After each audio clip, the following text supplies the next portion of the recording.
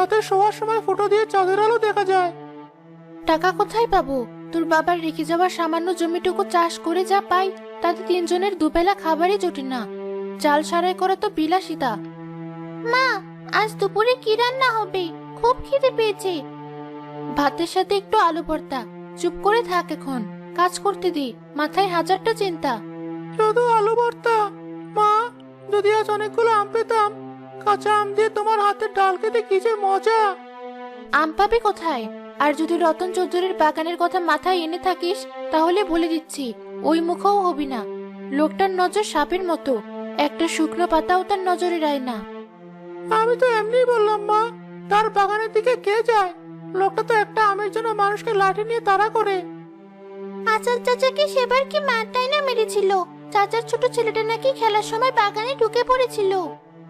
সেই কথাই তো বলছি, মান সম্মান খুইয়ে দুটো আম খাওয়ার কোনো দরকার নেই। যা আমাদের ভাগ্যে আছে তাই জুটবে। এখন তোরা খেলা কর, আমাকে কাজ সারতে দে।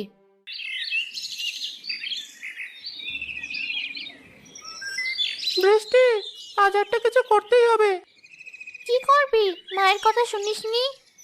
মা তো সবসময় বকে, কিন্তু তুই ভাব, ঝড়ের পর যদি আমরা এক গামছা আম নিয়ে মায়ের সামনে হাজির হই, মা বকবে ঠিকই, কিন্তু মনে মনে খুশি হবে।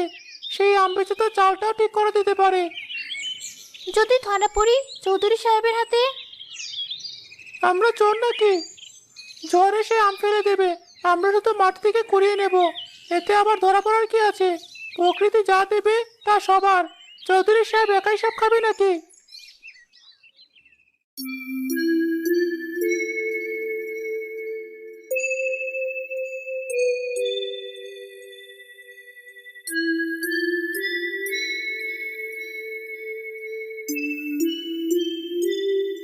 ভাই, দেখ দেখ, কি বড় বড় আম ঝুলে আছে। মনে হচ্ছে হাত বাড়ালে পাওয়া যাবে। এগুলোই তো সেই বিখ্যাত হিমসাগর আর ল্যাংড়া। এই আমের জন্যই তো চৌধুরী সাহেব এমন বাঘের মতো হয়ে থাকেন। কি রে ছেলেমেয়েরা, স্কুল থেকে ফিরলি? আকাশের অবস্থা তো ভালো না, তাড়াতাড়ি বাড়ি যা। হ্যাঁ চাচা, যাচ্ছি। তোমরা কোথা থেকে এলে? আর বলিস না বাবা, চৌধুরীর কাছে গিয়েছিলাম একটু কাজের আশায়, বাগানের আগাছা পরিষ্কার করার কাজ যদি দিত, কিন্তু লোকটা এমন পাষাণ, বলল কোনো কাজ নেই। কাজ থাকবে না কেন? বাগানে এত কাজ। আসলে লোকটা চায় বিনা পয়সায় সব করিয়ে নিতে, একটা টাকাও তার পকেট থেকে খসাতে চায় না। কাল রাতে নাকি স্বপ্ন দেখেছে তার গাছ থেকে দুটো আম চুরি হয়ে গেছে, তাই সকাল থেকে দুইজন পাহারাদার বেশি রেখেছে। স্বপ্নে দেখেছে বলে পাহারাদার রেখেছে? হ্যাঁ মা, ওই লোক পারে না এমন কোনো কাজ নেই। নিজের সন্তানের চেয়েও ওই আম গাছগুলোকে বেশি ভালোবাসে। তার ধারণা গ্রামের সবাই তার আম চুরি করার জন্য বসে আছে। কিন্তু জ্বর হলে তো আম পড়বে চাচা, তখন কি হবে? তখন সে নিজের টর্চলাইট আর লাঠি হাতে বাগান পাহারা দেয়, ঝরে পড়া আমগুলো যেন কেউ নিতে না পারে। সকালে সেগুলো হাটে পাঠিয়ে দেয়, একটা আমও কাউকে বিনা পয়সায় দেয় না।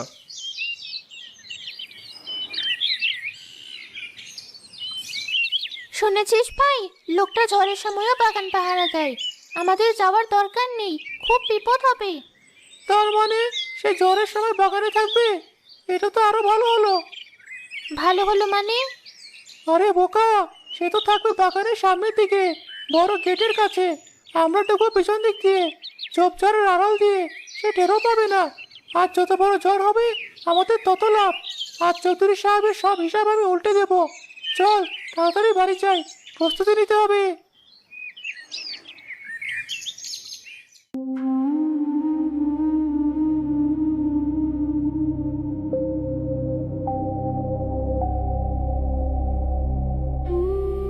কি ব্যাপার? তোমাকে না বলেছিলাম বাগানের উত্তর দিকের পাঁচিলটা ভালো করে দেখে আসতে? ওদিকের দেয়ালটা মনে হচ্ছে খসে পড়েছে।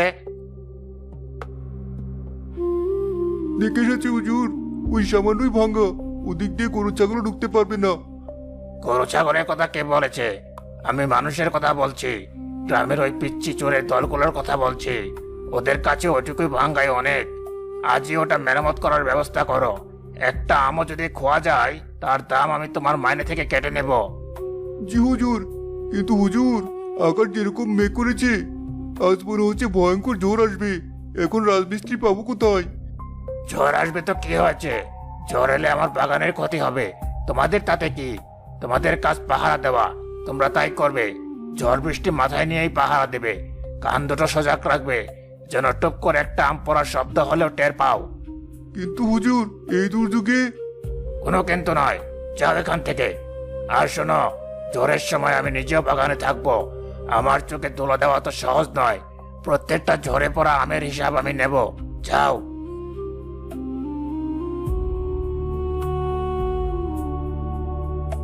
গতবার ঝড়ে প্রায় 100 খানেক আম নষ্ট হয়েছিল, এবার একটাও হতে দেওয়া যাবে না। এই আমগুলো আমার লক্ষ্মী, এগুলো বেচে যা টাকা আসবে তাই দিয়ে শহরের জমিটা কেনার বায়না করতে হবে।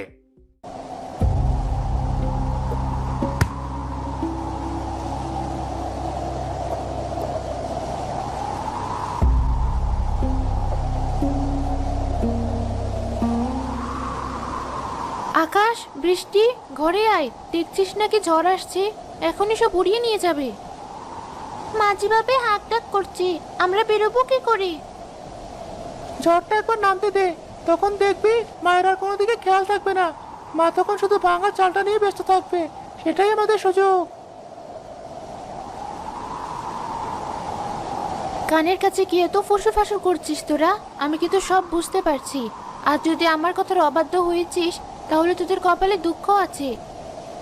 না মা, আমরা কোথাও যাবো না। বৃষ্টি তো ঝড়কে খুব ভয় পায়, আমরা তোমার পাশে বসে থাকবো। হ্যাঁ মা, আমরা একদম ভালো ছেলেমেয়ের মতো ঘরে থাকবো, তুমি চিন্তা করো না। থাকলেই ভালো, ঘরের দরজা জানালাগুলো ভালো করে আটকে দে, হারিকেনটা বের করে রাখ, এক্ষুনি আধার নেমে আসবে।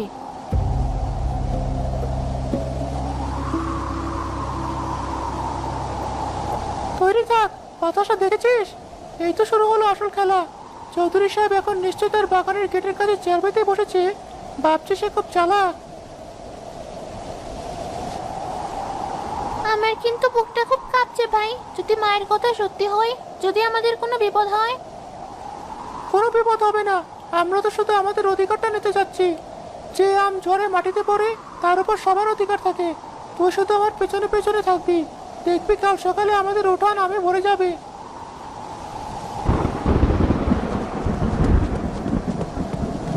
চল এবার, মা রান্না করে গেছে, এটাই সুযোগ, কোনো শব্দ করবি না।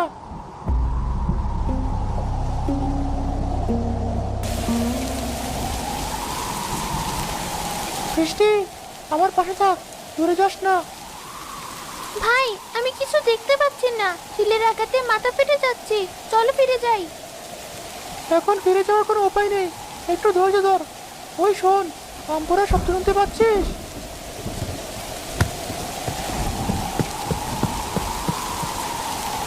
পেয়েছি, পেয়েছি। বৃষ্টি, একটা বিশাল হিমসাগর পেয়েছি, কি ভারী, তাড়াতাড়ি গামছায় ভর।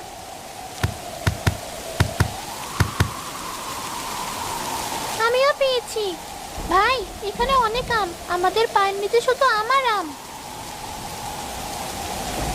তোর গামছা ভরেছে? আমারটা প্রায় ভরে গেছে, আর একটু নিলে আর বইতে পারবো না।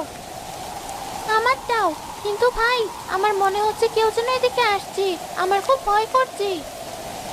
ধুর, এই ঝড় বৃষ্টিতে কে আসবে? তোর মনের বল, তাড়াতাড়ি কর।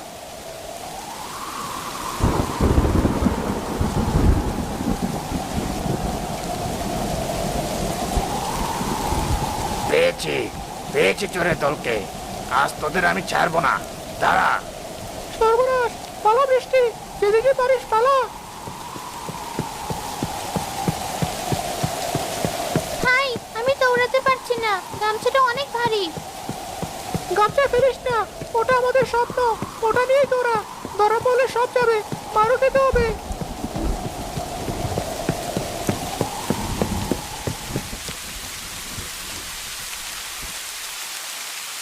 আহ, আহ, আহ, অল্প যেন বেঁচে গেছে। চৌধুরী সাহেব আমাদের ধরতে পারেনি, দেখলি আমার বুদ্ধি। হ্যাঁ ভাই, কি দৌড়টাই দিলাম, কিন্তু আমগুলো বাঁচাতে পেরেছি, এটাই বড় কথা। মা দেখলে যে কি খুশি হবে।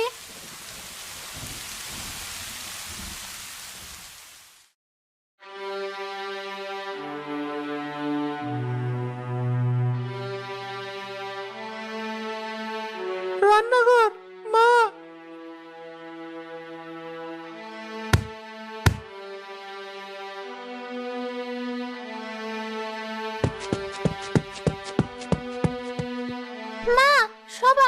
কেন হয়েছে?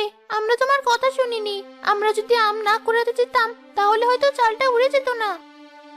তোদের দোষ নয় মা, এই চাল তো উড়বেই। এ তো আমার ভাগ্য। আমার ভাঙা কপালে সুখ শুইবে কেন? আমি আমি ওকে জোর করে নিয়ে গিয়েছিলাম মা। আমি বলেছিলাম আম বেচে আমরা চালটি করব। আমি সব নষ্ট করে দিয়েছি। কি হবে আর এসব বলে? যা যাওয়ার তা তো চলেই গেছে। কাল সকালে তোদের মুখে কি তুলে দেবো সেই চিন্তাই তো আমি করতে পারছি না। চুলোই তো নেই।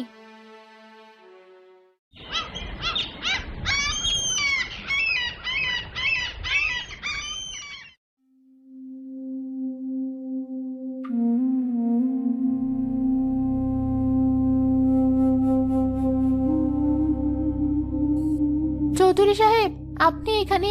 কাল রাতে আমার ছেলেমেয়েরা যা করেছে তার জন্য আমি ক্ষমা চাইছি। ওরা ছোট, অবুঝ, ওদের শাস্তি দেবেন না। ওদের হয়ে যা বলার আমাকে বলুন।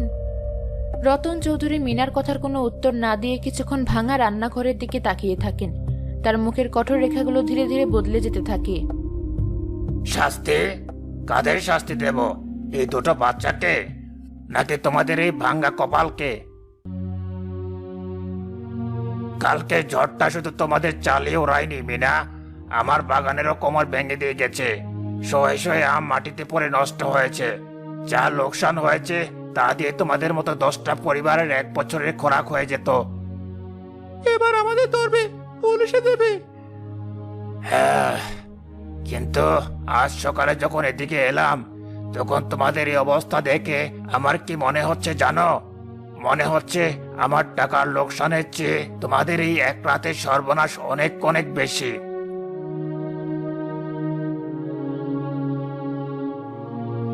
এই টাকাটা ধরো। আমি জানি এটা যথেষ্ট নয়, কিন্তু এটা দিয়ে অন্তত মাথার উপর এই চালটা লাগানোর ব্যবস্থা করো। আর কিছু চাল ডাল কিনে বাচ্চাদের মুখে দুটো অন্ন তুলে দিও।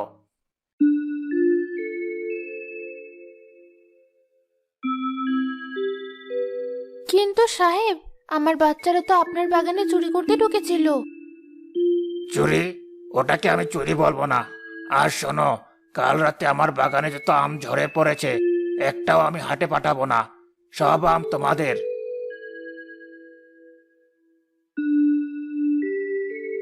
সব আম আমাদের? হ্যাঁ, সব। সেগুলো করিয়ে নাও, কিছু নিজেরা খাও, আর বাকিগুলো হাটে বিক্রি করে দিও। যা টাকা পাবে সেটা দিয়ে কিছুদিন সংসারটা চালিয়ে নিও। গ্রামের কেউ যদি কিছু বলতে আসে তাকে আমার কাছে পাঠিয়ে দেবে। আমি বুঝতে পারছি না সাহেব, আপনি? আমিও এতদিন অনেক কিছু বুঝিনি মিনা।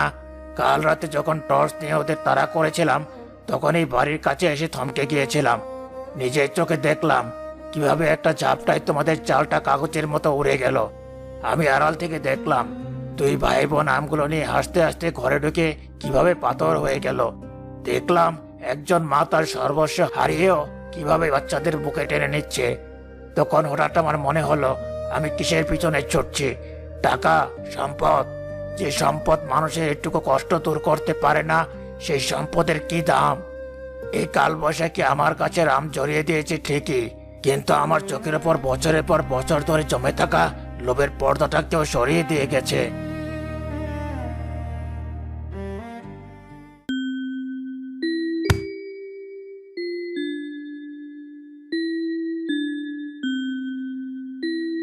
ভাই, দেখ কত আম! চৌধুরী সাহেব সত্যি সব আমাদের দিয়ে দিয়েছেন।